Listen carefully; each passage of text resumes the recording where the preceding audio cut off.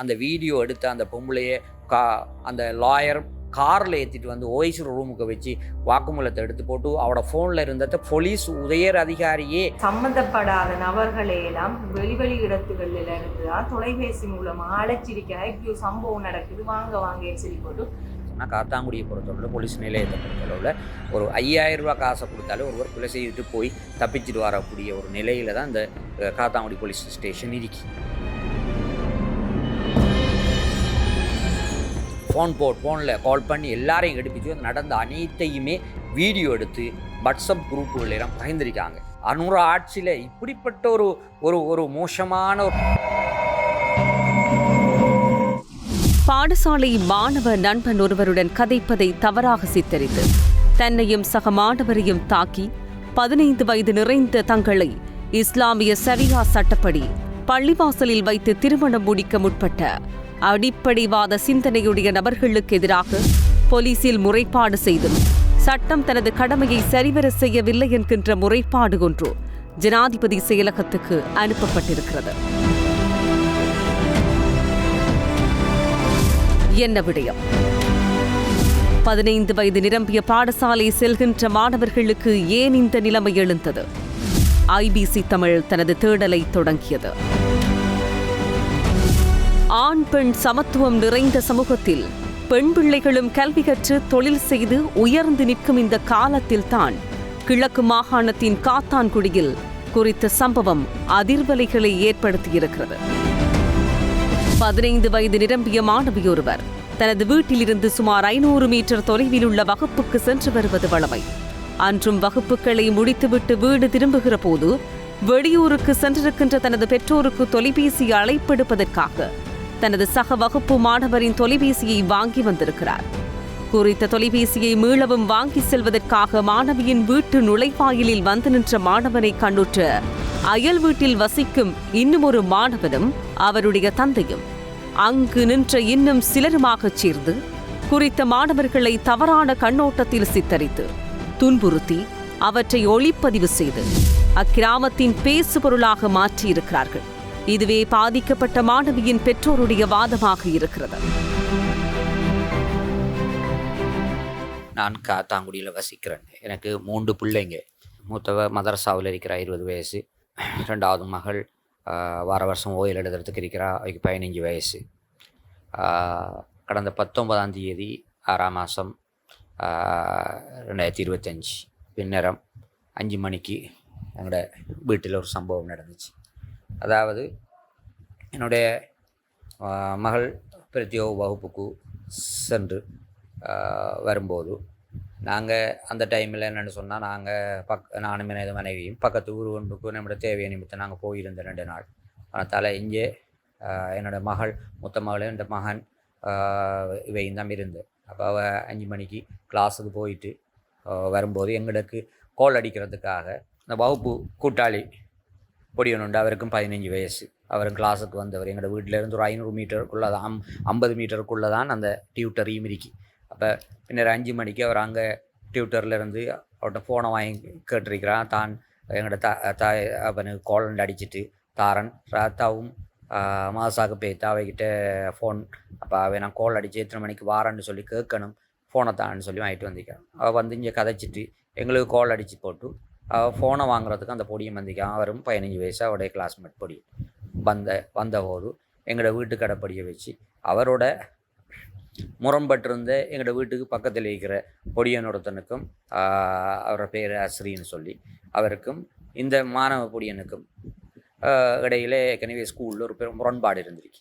அந்த முரண்பாடை பார்த்துட்டு அவர் என்ன செய்வார், இங்கே வரையும் போது என்ன செய்யறாங்க, அவரோட வீட்டை பெயிண்டிங் வேலை நடந்துகிட்டு இருந்துச்சு. அந்த பெயிண்ட் வேலை செய்கிற ஒருவர் அவரும் ஏற்கனவே இங்கே காத்தாங்குடியில் போதை பழக்கத்துக்கு ஒரு அடிமையாகி கிட்டத்தட்ட 3 முறை சிறைசெல்லி வந்த ஒருவர். அவரையும் கூட்டி எடுத்துகிட்டு இங்கே பாருங்கள் இந்த பிள்ளையோட பேர் காய்ச்சி நிற்கிறாருன்னு சொல்லி வந்து அந்த பொடியனை பிடிச்சி அடிக்க வந்திருக்கிறார். அந்த டைமில் அவருடைய தகப்பனும் கூட வந்திருக்கார், அனீஸ்ன்னு சொல்லி அவரும் வந்திருக்கிறார். வந்து பொடியனுக்கு என்ன செஞ்சிருக்காங்க, அடித்து போட்டு பக்கத்தில் இருந்த எல்லாரையும் கூப்பிட்டுருக்காங்க. பக்கத்து ஏரியாவில் இருந்தவங்கெல்லாம் வாங்க இந்த புள்ள தவறாக நடந்து கொள்ளுதோ என்று சொல்லி அந்த மாணவனையும் பிடிச்சி 2 பேருக்கும் அடிச்சிருக்காங்க. வீட்டுக்குள்ளே வந்து கதவெல்லாம் உடைச்சிருக்கிறாங்க. அது மட்டுமல்ல, முழங்காலிட்டு இருத்தி பள்ளிவாசலுக்கு அழைத்துச் சென்று அங்கு இஸ்லாமிய சரியா சட்டப்படி திருமணம் செய்து வைப்பதற்கு முயற்சித்திருக்கிறார்கள். இவ்விடயம் அறிந்த பெற்றவர்கள் காவல்துறையிடம் முறையிட்டு விடயம் நீதிமன்றம் வரை சென்றிருக்கிறது. ஆனாலும் அங்கும் தமக்கு முறையான நீதி கிடைக்கவில்லை. எதிர்த்தரப்பின் பணபலம் வென்றிருக்கிறது என்று வேதனையோடு விழிக்கிறார்கள். எங்களுக்கு கால் பண்ணாங்க, இப்படி உங்களோட மகள் இன்னொரு பொடியனையும் நாங்கள் பிடிச்சி வச்சிருக்கிறோம், சரியா சட்டப்படி இவங்கள பள்ளிவாசலுக்கு கொண்டு போய் நாங்கள் திருமணம் முடிச்சு வைக்க போகிறோம் என்று சொல்லி அந்த அனீஸ்ன்னு சொல்கிறவர் எங்களுக்கு அழைச்சார். அப்போ நான் உடனடியாக நாங்கள் ஏறாவில் நின்றாங்க. நானும் இங்கே வந்துட்டோம். ஒரு 6 மணிக்கு 6:30 மணிக்கெலாம் நாங்கள் வந்துட்டோம். வந்து அந்த பொடியனுடைய தாய் தகப்பனையும் கூப்பிட்டு வச்சு இங்கே விசாரிக்க போது தான் தெரிஞ்சிச்சு இப்படித்தான் நடந்த சம்பவம். அவன் வேணுமென்று இவங்க திட்டமிட்டு அந்த பொடியனுக்கு இவங்கள ஸ்கூலில் அவரும் ஏஎல் படிக்கிறாள், இவர் ஓஎல், 2 பேர். அவங்களுக்கு இடையில் இருந்த முரண்பாட்டை வேணுங்கண்டு இவங்க இப்படி ஒரு சித்தரித்து 15 வயசு பிள்ளைகளை திருமணம் முடிக்கிறதுக்கு கூட எத்தனைச்சு வாங்கி மானம் மரியாதையெல்லாம் குறைச்சி இந்த ஊரில் எல்லாருமே ஒரு தவறான கண்ணோட்டத்தில் அந்த 15 வயசு 2 சிறார்களை இப்படி ஒரு நிலவரத்தை உண்டாக்கியிருக்கிறாங்க. தன் மீது நிகழ்த்தப்பட்ட வன்முறையினையும் சுமத்தப்பட்ட பழிச்சொல்லையும் ஏற்றுக்கொள்ள முடியாத 15 வயதுடைய குறித்த மாணவி தற்கொலை எனும் தவறான முடிவெடுத்து மட்டக்களப்பு வைத்தியசாலையில் சிகிச்சை பெற்று வருகின்றார். சம்பந்தப்படாத நபர்களையெல்லாம் வெளி இடத்துகளில் இருந்துதான் தொலைபேசி மூலமா அழைச்சிருக்கா, இப்படி சம்பவம் நடக்குது, வாங்க சொல்லி போட்டு நிறைய பேரை இடத்துக்கு எடுத்திருக்கா. அதால அவ அந்த மானம் பெய்த்து தனக்கு கிளாஸுக்கும் போவேல, நான் படிக்கையும் மேலான்னு சொல்லிட்டு அவ இப்ப எனக்கு இந்த வாழை ஏலா எங்களோட குடும்பத்துல மரியாதையெல்லாம் பெய்த்து என்று சொல்லி போட்டு அவ இந்த இது தான் சூசைட் பண்ண போக்குறன்னு சொல்லி போட்டு அவ விசக்கிருமியலான இதுகளை அவ அறிந்தி இப்ப தற்போது மட்டக்களப்பு மாவட்டத்தில் தீவிர சிகிச்சையில அனுமதிக்கப்பட்டு அவ இப்ப சிகிச்சை செய்து கொண்டு வருகிறார். இதுக்கு காத்தாங்குடி போலீசாரும் கவனையும் நடந்ததும், மற்றது மாவட்ட நீதவான் நீதிமன்றத்தில் இது சம்பந்தமான வழக்கு பதிவு செய்து அந்த வழக்கிலையும் தெளிவான ஒரு எங்கட சார்பாக எந்த ஒரு கோரிக்கையும் ஏற்றுக்கொள்ளாம அந்த சம்பந்தப்பட்டவர்களுக்கு சும்மா சாதாரணமாக பிணை விட்டு அவர்கள் கேட்கும் அதே திகதிக்கு அடுத்த தவணையை அதே டேட்டுக்கு போட்டு கொடுத்திருக்காங்க. இப்போ பாதிக்கப்பட்டவங்க போர்டில் இருக்கா, அந்த பொடியன் இது தாக்கப்பட்ட பொடியன் போர்டில் இருக்கா. சமூக பொறுப்புள்ள ஒரு ஊடகமாக இவ்வாறான சம்பவங்களை எப்படி கடந்து செல்வது? யார் இவற்றுக்கு பொறுப்பு கூற வேண்டும்? தனிநபர்களா, சமூகமா, பொறுப்புடைய அதிகாரிகளா? யார் பதிலுரைக்க வேண்டும்? அப்போ இது சம்பந்தமாக நாங்கள் பெற்றோருண்ட வகையில் நாங்கள் போய் மட்டக்களப்பு போலீஸ் அத்தியட்சரை சந்தித்து நாங்கள் சொன்னோம், இப்படி ஒரு பிரச்சனை நடந்திருக்கு. ஆனால் காத்தாங்குடி போலீஸில் மட்டும் நீங்கள் அந்த விஷயத்தை போடாமல் மாவட்ட சிறுவர் குற்றப்பிரிவில் இந்த விசாரணையை மேற்கொள்ளுங்க முறைப்பாடுபட்டு அவங்க சொன்னாங்க, இல்லை நாங்கள் பழையபடி போல் அங்கே போலீஸ் இல்லை, இப்போ நீங்கள் போங்கன்னு சொல்லி ஓஎஸோடு எங்களுக்கு முன்னால் கதைச்சி அனுப்பினார். எங்களுக்கு தெரியும் என்னென்னு சொன்னால் காத்தாங்குடியை பொறுத்தளவில் போலீஸ் நிலையத்தை பொறுத்தளவில் ஒரு 5000 ரூபா காசை கொடுத்தாலே ஒருவர் கொலை செய்துட்டு போய் தப்பிச்சுட்டு வரக்கூடிய ஒரு நிலையில் தான் இந்த காத்தாங்குடி போலீஸ் ஸ்டேஷன் இருக்கு. அங்கே எந்த ஒரு நீதி நியாயத்துக்குமே இடமில்லை. காசோட போனால் இந்த ஓஎஸ்சிக்கிட்ட எதுவும் செய்யலாம். அப்படி ஒரு நிலையில தான் இருக்கு. நான் ஒரு பத்திரிகையாளராக இருக்கிறேன், நான் நிறைய விஷயங்களை வெளிக்கொண்டு வரக்கூடியவன் நான். ஆனால் அதாவது இங்கே நான் நிறைய அனுபவத்தை கண்டிருக்கேன். நிறைய பேர் பாதிக்கப்பட்டவங்க எத்தனையோ பேர் என்கிட்ட சொல்லியிருக்கிறாங்க. அப்போ அதை நான் எஸ்எஸ்பிக்கிட்ட சொன்னேன். எஸ்எஸ்பி சொன்னார், இல்லை நீங்கள் போங்க, ஏதாவது தவறு நடந்தால் என்கிட்ட வாங்கன்னு சொன்னார். அதே போல் அவர் அறிவுறுத்தலுக்குள்ள வந்து நாங்கள் 20ஆம் தேதி நாங்கள் முறைப்பாட்டை பதிவு செய்தோம். சொன்னது பிறகு 21ஆம் தேதி காலையில் நாங்கள் முறைப்பாடு செய்த அவர்களையும் போலீஸ் நிலையத்துக்கு வர சொன்னாங்க. அன்றைய காலையில் நான் 21ஆம் தேதி காலையில் 10 மணிக்கு அங்கே போனவுடனே இந்த குறித்த சந்தேக நபர் எல்லாரும் வந்திருந்தாங்க. அவங்களையும் எடுத்து போலீஸ் ரிமாண்ட் பண்ணிச்சு. மற்றவங்க அந்த பொடியனை உடனடியாக அவர் அடித்து வாங்கினத்தில் அந்த 15 வயசு மாணவன் அவர் நிறைய காயப்பட்டிருந்தார். அவரை உடனடியாக காத்தாங்குடி வைத்தியசாலையில் அனுமதித்து ஜேமோ ரிப்போர்ட்டுக்கு எடுக்குமாறு செய்துட்டு எங்களை அனுப்பிட்டான். ஆனால் அதில் என்ன பிரச்சனைன்னு சொன்னால் அதில் மிகப்பெரிய விஷயங்கள் இடம்பெற்றிருக்கு. அதாவது சிறுவர்களை திருமணத்துக்கு சரியா சட்டம்னு சொல்லி திருமணம் முடிக்க எத்தனைச்ச விஷயம். ரெண்டாவது, சும்மா ஓஎல் வார வருஷம் ஓஎல் எடுக்கிற அந்த 15 வயசு பிள்ளைகள் கதைக்கிறது, 15 வயசும் ஒரே கிளாஸில் வைக்கிற கதைக்கிறது கூட பிளம் மாதிரி இங்கே சித்தரித்து காட்டப்பட்டு, ஏதோ அந்த பொடியனுமகளும் தவறாக நடந்த மாதிரி காட்டப்பட்டு அதுகளோட படிப்பு எல்லாம் நாசமாகிட்டு.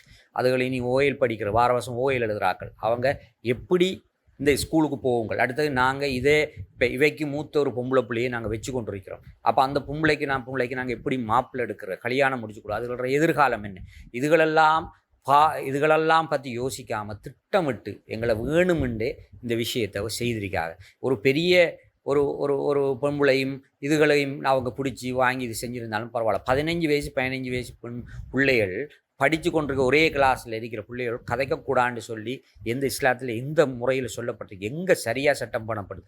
இது எவ்வளோ ஒரு பெரிய பிரச்சனைன்னு சொல்லி இந்த காத்தாங்குடியில் அவங்க அறிஞ்சு கொள்ளலாம். இந்த காத்தாங்குடியில் கேள்விப்பட்டவங்களுக்கு தெரியும். நாங்கள் இந்த பிள்ளை வெளியேறதுக்கே ஒன்றான்னு சொல்லுது. இப்போ இன்றைக்கு கூட நடந்த சம்பவம் என்னென்னா, அந்த பொடியனை ஸ்கூலுக்கு போக ஒன்றான்னு சொல்லி அந்த பொடியன் நல்ல கட்டிக்காரன் படிப்பு நாசமாகிட்டுன்னு சொல்லி வெளியூருக்கு இன்றைக்கி தான் அவரை ஹாஸ்பிட்டல்லேருந்து டிக்கெட் வெட்டி உடனடியாக வெளியூருக்கு கொண்டு ஸ்கூல் சேர்க்கறது கொண்டு போகிறாங்க. இப்போ என்னுடைய மகளுக்கு நடந்த என்னென்னு சொன்னால், இந்த போலீஸ் அதிகாரி சரியான முறையில் இதை விசாரணை செய்து, அது மட்டும் இல்லை இன்னொரு சம்பவம் நடந்துச்சுன்னு சொன்னால், இது அனைத்தையுமே இந்த பிடிச்ச அந்த மாணவன் இருக்கிறாரு, அந்த மாணவன் அந்த ஏஎல் படிக்கிற அந்த அஸ்ரின்னு சொல்கிறவர், அவரை நீங்கள் கண்டா அவருடைய நண்பர்களான ஏஎல் படிக்கிற மாணவர் எல்லாரையுமே ஃபோனில் கால் பண்ணி எல்லாரையும் எடுப்பிச்சு அது நடந்த அனைத்தையுமே வீடியோ எடுத்து வாட்ஸ்அப் குரூப்புகளெல்லாம் பகிர்ந்திருக்காங்க.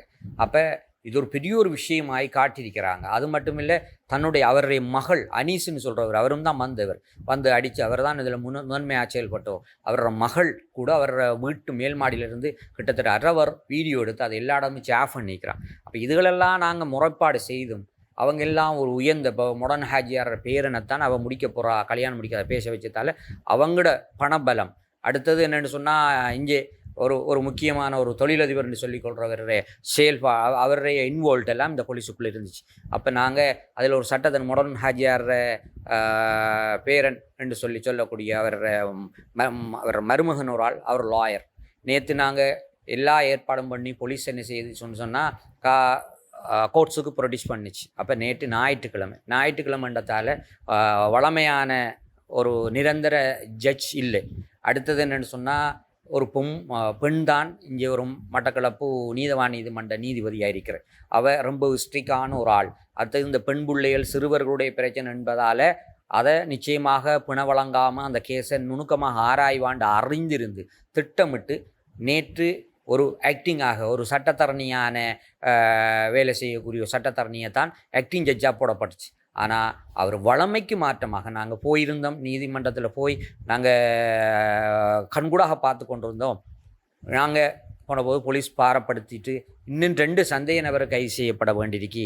இவர்கள் இவ்வாறான சில மோசமான செயல்களை செஞ்சீங்க. சிறுவர்களை திருமணத்துக்கு தூண்டியிருக்கிறாங்க, சும்மா படித்தவர்களை பிடிச்சி அடித்து காயப்படுத்தி அவர் வாட்டில் இருக்கிறாரு என்று நிறைய குற்றச்சாட்டுகள் எல்லாம் சொல்லி அந்த கோர்ட்ஸுக்குரிய அந்த போலீஸ் கான்ஸ்டபிள் நிறைய விஷயங்களை சொல்லி இதுக்கு ஒப்ஜெக்ஷன் பண்ணி இவங்களை ரிமாண்ட் பண்ணுங்க, இது பிணையில் விடப்படுறதால இவங்களை விட்டால் நீதி நிலைநாட்டப்படாது, மேலதிக விசாரணைக்கு தடை அறிக்கை சொல்லி இவ்வளவு சொல்லியும் அவர் ஒரு லாயர் உண்டு.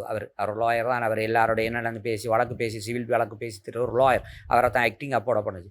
அவரோட இந்த பணபலம் படைத்த அந்த குடும்பத்தினர் என்ன செய்கிறான்னு சொன்னால், நேரடியாக அவர் இன்றைக்கு ஆக்டிங் அவர் தான் இருப்பாண்டு அறிஞ்சு அவரோட பேசிட்டு சாதாரண பிணையில் அவங்கள சாதாரணமாக விடுவிச்சிடுறாங்க. ஒரு பாரிய குற்றச்செயலை செய்தவர்களை சாதாரணமாக விடுவிச்சிடுறாங்க. அப்போ இது சம்பந்தமாக நாங்கள் போலீஸ் கூட சரியான முறையில் இதை விசாரித்து அந்த மற்ற 2 பேரையும் கைது செய்யவும் இல்லை. அந்த வீடியோ எடுத்ததை இன்னொரு சம்பவம் நடந்துருச்சு. அந்த வீடியோ எடுத்த அந்த பொம்பளையை அந்த லாயர் காரில் ஏற்றிட்டு வந்து ஓய்ஸ் ரூமுக்கு வச்சு வாக்குமூலத்தை எடுத்து போட்டு அவட ஃபோனில் இருந்ததை போலீஸ் உயர் அதிகாரியே அந்த ஓஎஸ்சியை அழிச்சு விட்டு போட்டு சொல்லியிருக்கிறாரு. அவரே ஒரு எவிடன்ஸாக ஒரு குற்றச்செயலை செய்திருக்கிறா என்று சொல்லி நாங்கள் முறைப்பாடு போட்டிருக்கிறோம். அந்த குற்றச்செயலை செய்த அந்த எவிடன்ஸை அந்த ஓஎஸ்சியை வாங்கி ஃபோன்லேருந்து அழிச்சிருக்காரு. அப்போ அவள் எவ்வளோ பேருக்கு அதை வாங்கியிருப்பா அவள் கேட்டாங்களாம். என்னத்துக்காக நீங்கள் எடுத்தது, பின்னால் எங்களுக்கு தேவைப்படும் என்று எடுத்த நாங்கன்னு சொல்லி அந்த பொம்பளை சொல்லி. அப்போ இப்படி ஒரு சம்பவத்தை திட்டமிட்டு இப்படியான குற்றச்செயலை ஒன்றை செய்துட்டு அதை வீடியோ எடுத்து அதை பகிரங்கப்படுத்தி இவ்வளவு செய்தவங்களை சர்வசாதாரணமாக சட்டம் என்ற போர்வையில் சட்டம் நடைமுறைப்படுத்தப்பட்டிருக்க நிரந்தர ஜட்ஜ் இருந்திருந்தால் நிச்சயமாக சட்டம் சரியான முறையில் அவங்களை பிணை வழங்காமல் ரிமாண்ட் பண்ணப்பட்டிருக்கும். இது ஒரு ஆக்டிங்காக இருந்த ஒரு சட்டத்தரணியின் தலை, இவங்களோட நெருக்கமான குடும்பத்தோட நெருக்கமான ஒரு சட்டத்தரணியின் தளம், இவங்க மாவட்டத்தில் பெரிய ஒரு வனமை படைச்சவன்றதாலும் சட்டத்தை கண்ட கைக்குள்ள பணத்தால் வாங்கிட்டாங்க. இதால் எங்களுக்கு பெரிய பாரி ஒரு அநீதி இழைக்கப்பட்டிருக்கு. இது சம்பந்தமாக நாங்கள் நீதி சேவை ஆணைக்குழுக்கு இந்த அதாவது நாங்கள் இந்த சட்டத்தையோ அல்லது நீதிமன்றத்தை அவமதிச்சா இல்லை, நாங்கள் கண்கூடாக பார்த்து கொண்டிருந்தோம். எந்த அளவுக்குன்னு சொன்னால் விசாரணையில் இந்த போலீஸ் ஒத்த முடியாது நினைச்சு ரிமாண்ட் பண்ண சொல்லி. அது மட்டும் இல்லை, இதில் ஒரு பெண் சட்டத்தரணியை கூட பெண் உரிமை சம்பந்தப்பட்ட அமைப்புகளால் எங்களுக்கு தரப்பட்டு அவையும் இந்த விளக்கங்களெல்லாம் கொடுத்து இது ஒரு பாரிய விஷயம், இவரை பிணையில் கொடுக்க வேணான்னு சொல்லி அவ கூட எங்கட தரப்புக்கு வாதாடினா. வளமையான விஷயம், போலீஸ் மட்டும்தான் வாதாட, நாங்கள் சட்டத்தரணி கூட வச்சு வாதாடினோம். அதை கூட அவர் ஏற்றுக்கொள்ளாமல் எந்த அளவுக்குன்னு சொன்னால் குடும்ப உறுப்பினரோட பேசி கொண்டிருக்கிற மாதிரி அவர் நடந்து கொண்டு அவங்க கேட்குற ஒரு எக்யூஸ்ட் கேட்குற அங்கே, அதாவது வளமையான நிகழ்வு நீதிமன்றங்களில் எக்யூஸ்ட் கதைக்க மாட்டார், ரிமாண்ட் பண்ணி கொண்டு வச்சா போலீஸ் தான் கதைக்கும். ஆனால் அங்கே எக்யூஸ்டை கதைக்க வச்சு ஒரு ஒரு ஒரு ஒரு எதிராளியை பேச வச்சு எதிராளி கேட்குற டேட்டை கூட அந்த ஜட்ஜ் கொடுத்தாரு. நிச்சயம் ஒரு கேலி கூத்தாகவே இருந்துச்சு. இதை பார்க்கும்போது எங்களுக்கு பெரிய ஒரு ஆச்சரியமாக இருந்துச்சு. இது என்னது நியாயம் இல்லை. இந்த நியாயம் இந்த நாட்டில் அதாவது அனுர ஆட்சியில் இப்படிப்பட்ட ஒரு மோசமான ஒரு நிலை ஒன்று காணப்படுது. நாங்கள் நீதிமன்றத்தை விமர்சிக்கலை, நீதிமன்றத்தில் நடக்கிற இந்த விஷயத்தை நாங்கள் சுட்டி காட்டுறோம். இப்படி எங்களுக்கு கிடைக்கப்பட்ட ஒரு அநீதியைத்தான் சுட்டி காட்டுறோம். இது விடயமாக நீதி அமைச்சருக்கும் நீதி சேவை ஆணைக்குழுவுக்கும் இந்த நாட்டுடைய ஜனாதிபதி மனித உரிமை அமைப்புகளுக்கு நாங்கள் முறைப்பாடு செய்திருக்கிறோம். பாராளுமன்றத்தில் இது சம்பந்தமாக பேச சொல்லி சில பாராளுமன்ற உறுப்பினருக்கு நாங்கள் கொடுத்திருக்கிறோம். இது குறித்த விடயம் தொடர்பாக உண்மையான விசாரணைகள் மேற்கொள்ளப்பட வேணும். அது மட்டுமில்லை, இந்த இழப்பு தாங்க முடியாத எனது மகள் இரவு மார்பிள் க்ளீன் பண்ணுற அந்த மார்பிள் க்ளீன் பண்ணுற இதை குடித்து சூசைட் அட்டன் பண்ணிட்டா. அது சம்பந்தம் அதுக்கு பிறகு அவ இரவு காத்தாங்குடி வைத்தியசாலையில் அனுமதித்து அவள் மேலதிக சிகிச்சைக்காக மட்டக்களவு போதனா வைத்தியசாலையில் அனுமதிக்கப்பட்டிருக்கிறாள். அவள் வாக்குமூலம் கூட கொடுத்திருக்கா. இந்த ஓஐசியும் இந்த நீதிபதி என்ன பதில் நீதவானம் எனக்கு செய்த அநீதி, நான் ஒரு பெண் பிள்ளை, என்னுடைய எதிர்காலம், இதுகளெல்லாம் நாசமாக்குனவருக்கு எதிராக சட்டம் தனக்கு நியாயத்தை பெற்றுத்தரும் என்று சென்றும் அங்கு அவனுடைய பணபலத்தாலையும் அதிகார பலத்தாலையும் அந்த சட்டத்தரணி என்ற ரீதியில் அவங்களுக்கு இருந்த உறவையும் பயன்படுத்தி இவங்க தப்பிச்சிட்டாங்க. ஆகவே எனக்கு எந்த நீதியும் கிடைக்காதுன்னு சொல்லிட்டு அவ சூசைட் பண்ணிக்கா. இது வெளிப்படுத்தப்பட வேண்டும். இப்படி அதாவது கடந்த காலங்களை பார்த்திருக்கோம். ஒரு ஜனாதிபதியுடைய செயத்தை இதை வச்சு பொது மன்னிப்பையே தவறாக பயன்படுத்திய டிபார்ட்மெண்ட்களை குறிப்பிட்டாங்க. அதே போல் போலீஸ் திணைக்களத்தை ஜனாதிபதி விமர்சிக்கிறார், சிறைச்சாலை திணைக்களத்தை விமர்சிக்கிறார். அதே போல் நீதித்துறையிலையும் செய்கிற சில தவறான விஷயங்களால் தான் இன்றைக்கு நீதித்துறை கூட சரியான முறையில் நடைமுறைப்படுத்தப்படலை. இது விடயமாக நாங்கள் நாளைக்கு மோஷன் போட்டு வழக்கு எடுத்து அதாவது நிரந்தர நீதிபதிக்கிட்ட இது நடந்த விஷயத்தை நாங்கள் சொல்ல போகிறோம். அது சம்பந்தமாக மேலதிக நடவடிக்கைகளுக்கு நாங்கள் எடுத்திருக்கோம். இது குறித்த விட நாங்கள் நீதிமன்றத்தை விமர்சிக்கவில்லை. எங்களுக்கு நடந்த அநீதியை நாங்கள் வெளிக்கொண்டு வரோம். எங்களுக்கு இது சம்பந்தமாக தீர்வு ஒன்று கிடைக்க வேண்டும். ஆண் பிள்ளைகள் பெண் பிள்ளைகள் என்று வேற்றுமைப்படுத்தி வளர்க்காது, எல்லோரும் நமது பிள்ளைகளை என்கின்ற மனநிலையோடு சிறுவர்களை வளர்த்தெடுக்கின்ற சூழல் காலத்தின் தேவையாக இருக்கிறது. தவிர 10 வயதில் உள்ள 2 பிள்ளைகள் சந்தித்து சாமானியமாக உரையாடுகின்ற போது அவ்வுரையாடலை பால்நிலை அடிப்படையில் மையப்படுத்திய உற்று நோக்குதல்களும் திருமணத்தை நோக்கி அழைத்துச் சென்ற பால்நிலை சமூக அடிப்படைவாத மனநிலையும் தனிநபர் பழி தீர்க்கும் படலமும் கண்டிக்கத்தக்கவை. பெரியவர்களுடைய புரிதலற்ற இச்செயற்பாடுகளால் கல்வி கற்கின்ற 2 பிள்ளைகளுடைய மனநிலை பாதிக்கப்பட்டிருக்கிறது. தற்கொலை முடிவுகள் எட்டப்பட்டிருக்கிறது. வைத்தியசாலையில் சிகிச்சை தொடர்ந்து கொண்டிருக்கிறது. ஆனால் குற்றம் சுமத்தப்பட்டவர்கள் சட்டத்தின் பிடியிலிருந்து தப்பியிருக்கிறார்கள் என்கின்ற பெற்றவர்களுடைய முறைப்பாடு கவனத்தில் எடுக்கப்பட வேண்டியது. மட்டக்களப்பு மாவட்ட சிரேஷ்ட பிரதி போலீஸ் மாதிபர், மாவட்ட சிறுவர் நன்னடத்தை பிரிவின் அதிகாரிகள், மாவட்ட நீதித்துறை ஆகியவை குறித்த விடயம் தொடர்பில் அதிக கவனம் எடுக்க வேண்டும் என்பது பெற்றவர்களுடைய கோரிக்கை.